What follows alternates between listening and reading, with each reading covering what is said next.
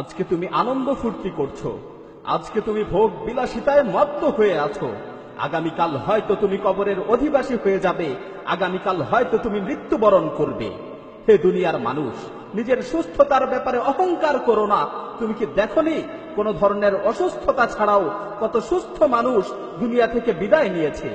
হে দুনিয়ার মোহে আচ্ছন্ন ব্যক্তি, আল্লাহর কসম করে বলছি, তুমি কবরে একাকী থাকবে, তোমাকে মাটি চাপা দিয়ে আসা হবে, তোমার এই সুঠাম দেহে কীট পতঙ্গ বাসা বাঁধবে। তোমার পূর্বে যারা দুনিয়া থেকে বিদায় নিয়েছে তাদের থেকে শিক্ষা গ্রহণ করো, তোমার পূর্বে যারা মৃত্যুবরণ করেছে তাদের থেকে শিক্ষা গ্রহণ করো। আল্লাহর শপথ করে বলছি, যখন তোমার মৃত্যু চলে আসবে তখন তুমি অনুতপ্ত হবে, যখন তোমার বিদায়ের ডাক চলে আসবে তখন তুমি অনুতপ্ত হবে। আল্লাহর কসম, তুমি সেদিন নামাজ না পড়ার কারণে অনুতপ্ত হবে, তুমি সেদিন অনর্থক কাজে সময় নষ্ট করার কারণে অনুতপ্ত হবে। আমার প্রতিপালকের কসম করে বলছি, তুমি সেদিন নামাজ না পড়ার কারণে অনুতপ্ত হবে, তুমি সেদিন সময়ের অপচয় করার কারণে অনুতপ্ত হবে। কিন্তু সেদিন তোমার এই অনুশোচনা কোনো কাজে আসবে না।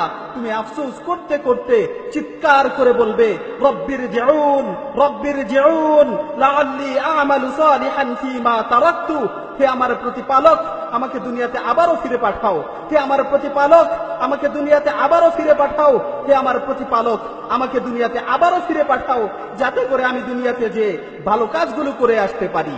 আল্লাহ তাআলা তখন তোমাকে লক্ষ্য করে বলবেন, কাল্লা, কখনো না, তোমাকে আর কখনোই দুনিয়াতে ফিরে পাঠানো হবে না।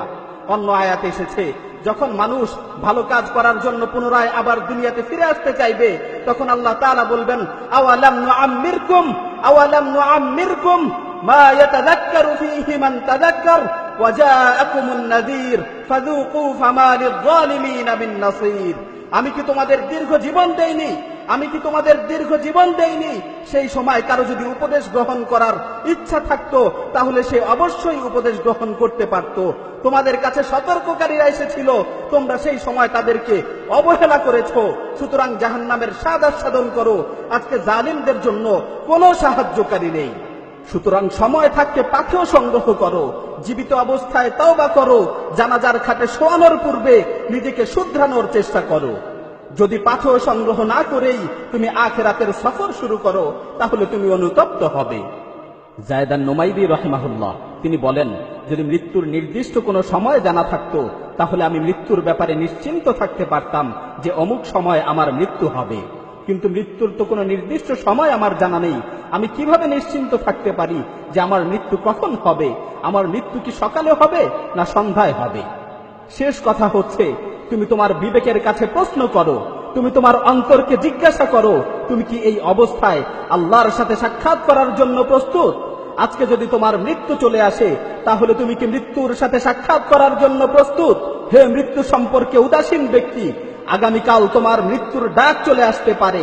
সুতরাং মৃত্যুর ব্যাপারে তোমার কি প্রস্তুতি রয়েছে? হে অনর্থক কাজে সময় নষ্টকারী, তুমি কখন জীবনের মূল্য বুঝবে? হ্যাঁ, তখনই তুমি জীবনের মূল্য বুঝবে যখন তোমার মৃত্যু চলে আসবে। হে দুনিয়ার মানুষ, আল্লাহকে ভয় করো। হে দুনিয়ার মানুষ, আল্লাহকে ভয় করো। যারা দুনিয়া ছেড়ে চলে গেছে তাদের থেকে শিক্ষা নাও।